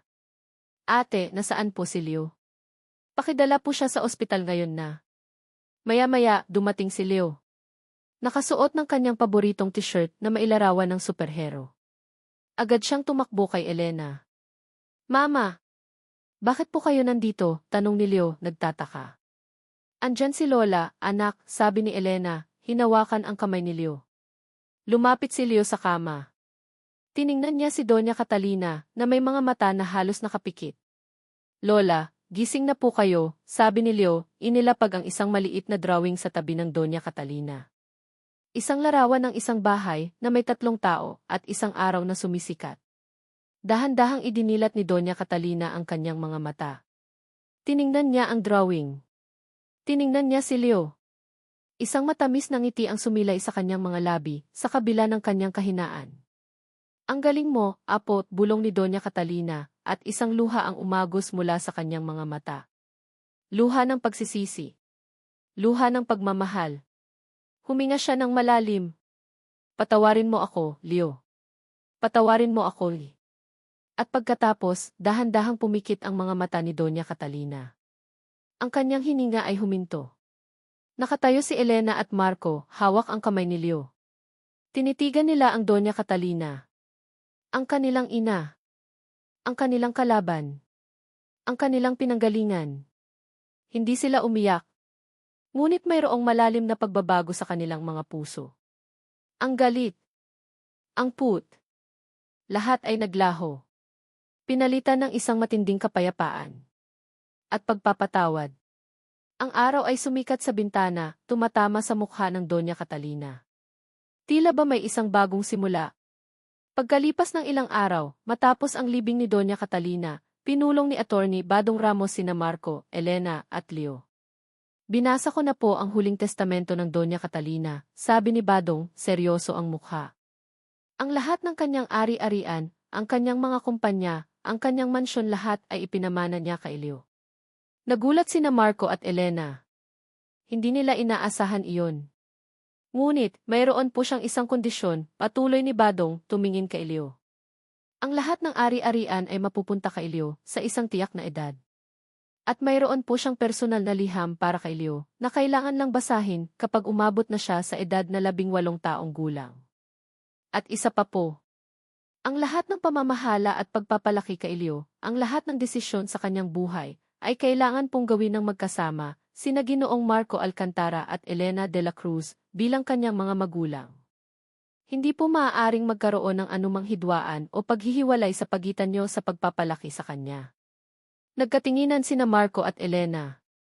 Ang huling kondisyon ni Doña Catalina. Ang kanyang huling hiling. Ang pagpapanatili ng kanilang pamilya para kay Leo.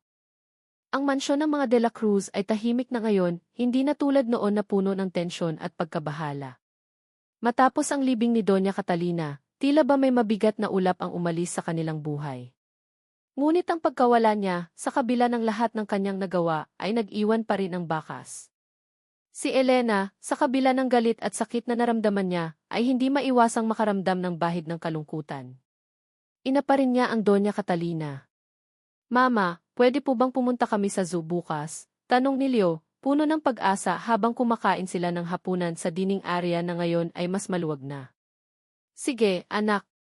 Tanungin natin si Papa Marco kung pwede siyang sumama, sagot ni Elena, at ang salitang Papa Marco ay tila bagong tunog sa kanyang bibig. Sanay na siyang tawaging Tito Marco, ang anak, ngunit ngayon wala nang pagtatago. Dumating si Marco. Mas gumaan ang kanyang aura. Hindi na siya ang dating Marco na punong-puno ng galit at lamig. Ngayon, mayroong pag-asa sa kanyang mga mata. Mayroong init sa kanyang ngiti. Zoo! Magandang ideya yan, Leo, sabi ni Marco, umiti. Sasama si Papa. Nagliwanag ang mukha ni Leo. Talaga po, Papa Marco. Anak, sagot ni Marco, ginulo ang buhok ng bata. Napakasaya ng unang family outing nila sa zoo. Si Leo, tumatakbo sa bawat sulok, puno ng tuwa. Si Marco, masayang nakikisali sa mga kalokohan ng anak. At si Elena, nakangiti lang, pinapanood silang dalawa. Ang kanyang puso ay puno ng kagalakan. Noon, ninais niyang magkaroon ng ganitong buhay. Isang pamilya. Isang simpleng pamilya. Ngayon, narito na sila. Habang naglalakad sila, nilapitan ni Elena si Marco. Salamat, Marco, bulong niya. Para saan? Tanong ni Marco. Sa lahat. Sa paghahanap ng katotohanan. Sa pagtindig sa tabi ko. Sa pagtanggap kay Leo, sagot ni Elena. Hinawakan ni Marco ang kamay ni Elena. Hindi mo kailangan magpasalamat, Elena. Ito ang dapat. Para kay Leo. Para sa ating lahat. Nagkatinginan sila. Mayroong pag-unawa sa kanilang mga mata. Ang lahat ng sakit. Ang lahat ng pagdurusa. Ngayon, tila naglaho na. Napalitan ng pag-asa. Ang mansyon ay naging tahanan. Si Elena ay unti-unting bumalik sa kanyang sarili. Nagsimula siyang magpinta muli ang kanyang dating libangan. Ngunit ngayon, ang mga kulay ay mas matingkad, mas masaya. Ang kanyang flower shop ay umunlad. Ang kanyang pagtuturo ng art sa community center ay mas naging makabuluhan. Si Marco, sa kabila ng pagiging ay naglaan ng mas maraming oras para kay Leo at Elena. Nag-shift na ang kanyang prioridad. Hindi na ang paghihiganti. Hindi na ang kapangyarihan. Kundi ang pamilya. Isang gabi, habang nag-aalmusal sila, napansin ni Elena na malalim ang iniisip ni Marco. Marco, may problema ba? Tanong ni Elena. Wala naman, sagot ni Marco, huminga ng malalim. Iniisip ko lang ang lahat ng nangyari. Ang galit ko noon. Ang paghihiganti. Akala ko, iyon ang magpapalaya sa akin. Pero hindi, di ba, bulong ni Elena. Tumango si Marco. Hindi. Ang nagpalaya sa akin ay ang paghahanap ng katotohanan. Ang pagtanggap kay Leo. Ang pagpapatawad. At ikaw, Elena. Hinawakan ni Marco ang kamay ni Elena. Maraming beses kitang pinagdudahan. Maraming beses akong nagalit. Pero ngayon, alam ko na. Ikaw ang aking tahanan. Ngumiti si Elena. Ang ngiting matagal nang nawala sa kanyang mga labi. Alam kong hindi madali ang lahat. Pero handa akong simulan muli. Sa iyo. Sa atin. Sa pamilya natin, sabi ni Marco, puno ng sinseridad. Hindi pa rin sila opisyal na mag-asawa, ngunit ang kanilang buhay ay tila isang pamilya na. Ang mansyon na dating punong-puno ng malamig na alaala ay naging puno ng tawa at saya ni Leo. Isang hapon, naglalakad sila ni Marco sa garden ng mansyon. Lumubog na ang araw. Ang langit ay kulay kahel at rosas. Napakaganda. Elena, tawag ni Marco, huminto sa harap niya. Napatingin si Elena sa kanya. Ang mga mata ni Marco ay seryoso. Puno ng pag-asa. Lumuhod si Marco. Kinuha niya ang isang maliit na kahon mula sa kanyang bulsa. Isang sing-sing. Simple. Elegant. Elena de la Cruz, simula ni Marco, ang kanyang boses ay nanginginig. Sa loob ng 10 taon, pinahirapan ako ng aking puso. Ng aking isipan. Ng aking galit. Ngunit ngayon, ikaw ang nagpagaling sa lahat. Ikaw ang nagbalik sa akin sa buhay.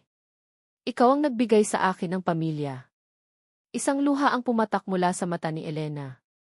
Ngayon, sa ilalim ng buwan na ito, sa harap ng mga bituin, at sa pagmamahal na ibinigay mo sa akin, gusto kong tanungin ka, patuloy ni Marco. Elena, ikakasal ka ba sa akin? Bibigyan mo ba ako ng pagkakataon na maging isang tunay na ama kay Leo, at isang tunay na asawa sa iyo? Bibigyan mo ba ako ng pagkakataon na buuin muli ang pamilya natin sa tamang paraan? Napakapit si Elena sa kanyang bibig. Ang kanyang puso ay kumalabog ng malakas. Ang lahat ng sakit, lahat ng pagdurusa, lahat ng pangungulila. Marco, bulong ni Elena. Nakatitig si Marco sa kanya, puno ng pag-asa. Ang kanyang mukha ay seryoso. Ang kanyang mga mata ay nagmamakaawa. Marco, sagot ni Elena, at ang mga salitang iyon ay parang musika sa hangin. Niyakap ni Marco si Elena ng mahigpit. Pinahawak niya ng mahigpit ang singsing sa daliri nito. Ang lahat ng sakit ay naglaho. Napalitan ng matinding kagalakan. At pag-asa. Ngunit may isang bahagi pa rin ang puso ni Elena ang nag-aalangan.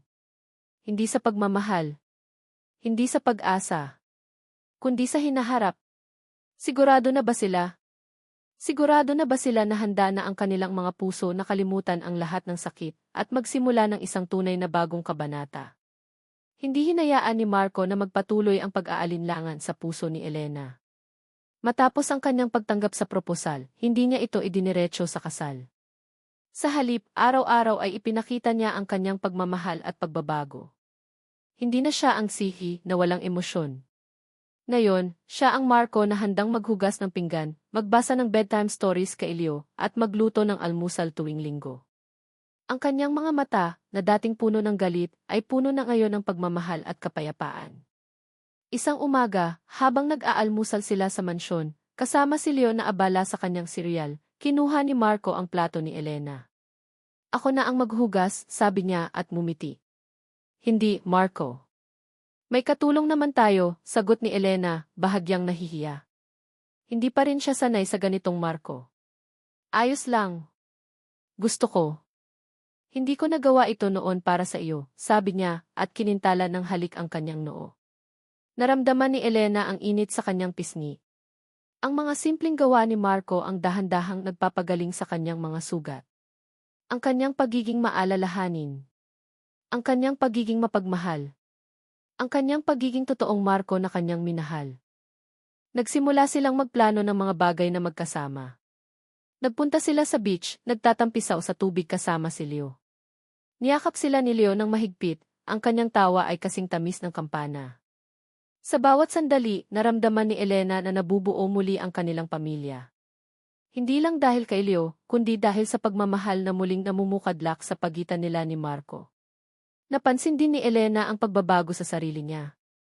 Ang kanyang mga balikat ay hindi na mabigat. Ang kanyang puso ay hindi na masakit. Unti-unti bumalik ang kanyang sigla.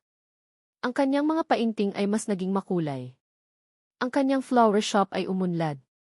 Ang kanyang pagtuturo ng art ay mas naging makabuluhan. Mayroon na siyang boses. Mayroon na siyang lakas. Isang gabi, habang nakaupo sila ni Marco sa balkonahe ng mansyon, nakatanaw sa mga bituin. Si Leo ay tulog na. Marco, simula ni Elena, napakabait mo sa akin. At sa anak natin. Hinawakan ni Marco ang kanyang kamay. Hindi ako mabait, Elena. Ginagawa ko lang ang dapat kong gawin. Sa simula, puro galit at paghihiganti ang nagtulak sa akin. Pero ikaw at si Leo ang nagpabago sa akin. Ang nagturo sa akin ang tunay na kahulugan ng buhay. Alam mo, dati, akala ko, hindi na ako magiging masaya, bulong ni Elena. Naniwala ako na wala akong karapatang maging masaya pagkatapos ng lahat ng nangyari. Pagkatapos ng lahat ng kasinungalingan.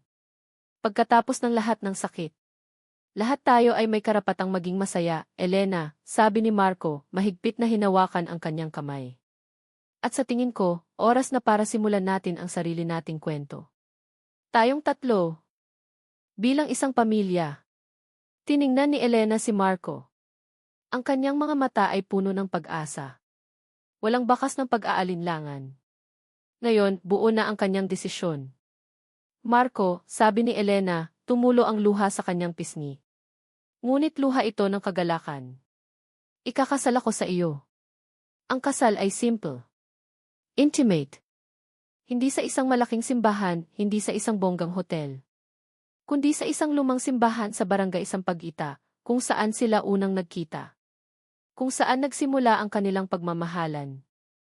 Nandoon si Ate Florinda, umiiyak sa tuwa. Nandoon si Mang Tonyo, malaki ang ngiti. Nandoon ang mga matatandang kapitbahay na saksi sa kanilang pagmamahalan noon. Ang iilang kaibigan ni Elena. Ang iilang kasamahan ni Marco sa kumpanya. Walang granding bisita. Walang media. Tanging ang mga taong tunay na nagmamahal sa kanila. Nakasuot si Elena ng isang simpleng puting bestida na may kakaunting borda. Ang kanyang buhok ay nakalugay, may palamuting bulaklak mula sa kanyang shop. Si Marco ay nakasuot ng isang simpleng suit, ngunit ang kanyang ngiti ay kasing liwanag ng araw. Lumakad si Elena sa aisle, at si Leo ang nagdala ng singsing. Nakangiti si Leo na tila alam niya ang lahat ng nangyayari. Nang magkita ang kanilang mga mata ni Marco, naramdaman ni Elena ang isang matinding koneksyon. Isang koneksyon na hindi nawala sa kabila ng lahat ng nangyari.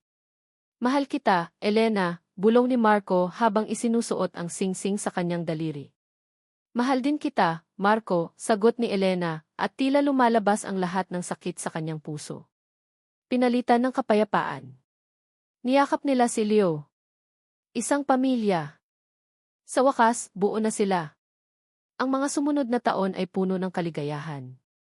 Si Leo ay lumaki na isang matalinong bata, puno ng kagalakan. Naging mabuting anak siya at mabuting apo.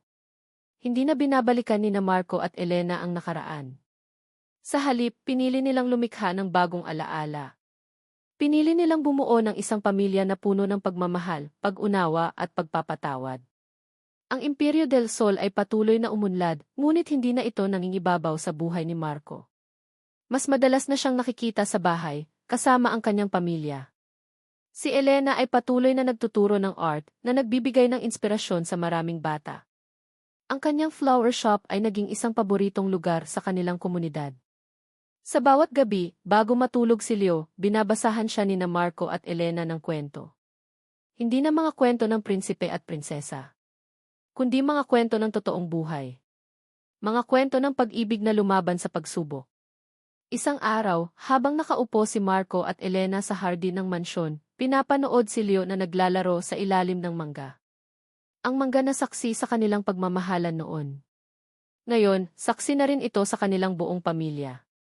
Naalala mo pa ba, Elena? Tanong ni Marco. Ang pangarap natin noon. Sa ilalim ng mangga na ito. Ngumiti si Elena. At ngayon, natupad na. Hindi man sa paraang inaasahan natin. Pero mas maganda. Mas maganda, sabi ni Marco, niyakap si Elena. Ang buhay nila ay hindi perpekto. Mayroon pa ring mga pagsubok. Mayroon pa ring mga hamon. Ngunit sa bawat pagsubok, lumalabas ang kanilang pagmamahal na mas matibay pa. Para kay Leo at para sa kanyang mga magulang, ang pag-ibig ay hindi lang isang damdamin. Ito ay isang paglalakbay. Isang paglalakbay na puno ng sakit, ng pagkawala, ng pagtuklas, ng pagpapatawad, at sa huli ng kapayapaan. Makalipas ang ilang taon, sa araw ng kanyang ika-18 kaarawan, binasa ni Leo ang liham na iniwan ng kanyang lola, si Doña Catalina. Ang sulat ay nagsimula sa isang paghingi ng tawad, puno ng pagsisisi. Inamin ng Doña Catalina ang lahat ng kanyang pagkakamali, ang kanyang pagiging makasarili, at ang kanyang pagiging bulag sa tunay na pagmamahal. Ngunit sa dulo ng liham, mayroong isang mensahe ng pag-asa. Leo, apo ko. Sa buhay, maraming pagsubok na darating. May mga tao na susubok na sirain ka. May mga pagkakataon na mapupuno ka ng galit. Ngunit laging tandaan, ang pagmamahal, ang pamilya, at ang pagpapatawad ang pinakamahalagang kayamanan. Huwag kang maging katulad ko. Maging malakas ka. Maging matapang. At laging magmahal ng buong puso. Ang iyong mga magulang, sina Marco at Elena, ay ang pinakamagandang regalo na ibinigay sa iyo ng Diyos. Sila ang magtuturo sa iyo ng tunay na kahulugan ng buhay. Ang pag-ibig ay hindi natatapos. Ang pag-asa ay laging nariyan. At ang pamilya ang pinakamahalaga sa lahat. Niyakap ni Leo ang kanyang mga magulang. Ang kanilang paglalakbay ay hindi madali. Ngunit sa dulo, nakahanap sila ng kapayapaan, ng pagmamahal, at ng isang bagong simula. Ang kanilang kwento ay isang patunay na ang tunay na pag-ibig ay kayang lampasan ang anumang balakid, ang anumang sakit, at ang anumang nakaraan. Kailangan lang ng pag-asa, pagpapatawad, at ng isang buong pusong paniniwala. At sa bawat bagong umaga, sumisikat ang araw para sa kanila, dala ang liwanag ng pag-asa at ang init ng pagmamahalan. Ito ang kanilang diliwanag. At dito nagtatapos ang kwento ni Marco at Elena. Sa lahat na nakinig at nakiisa sa bawat kabanata ng pag-ibig, sakit, at pagbangon ni Marco at Elena, isang taos-pusong pasasalamat po mula sa akin. Isinulat ko ang kwentong ito ng may buong puso, at bawat sandali ng kanilang paglalakbay ay naramdaman ko rin kasama ninyo. Hindi naging madali ang kanilang pinagdaanan, at ganoon din ang paghahabi ng bawat emosyon at pagsubok na kanilang hinarap. Ngunit sa gitna ng lahat ng pait at pag-aalinlangan, naway namutawi sa inyong puso ang mensahe ng tunay na pag-ibig, na kahit gaano pa kahaba ang panahon o gaano pa kadami ang balakid, ang pagmamahal na totoo ay laging hahanap ng daan. Naway nadama ninyo ang kapangyarihan ng pagpapatawad, hindi lamang sa iba kundi maging sa sarili. At higit sa lahat, naway nagbigay ito sa inyo ng pag-asa, na sa bawat pagbagsak, may pagkakataong bumangon, maghilom, at lumikha ng isang bagong simula na puno ng liwanag. Sana'y nag-iwan ng marka sa inyong mga puso ang kwentong ito, at naway na ibahagi nito ang init ng pagmamahalan at ang tibay ng loob ng mga Pilipino. Anong mga bahagi ng kwento ang lubos na nakahipo sa inyong damdamin? Anong mga aral ang inyong napulot? Gusto ko pong marinig ang inyong mga saloobin at nararamdaman. Maraming salamat po sa inyong pakikinig. John Ebhad.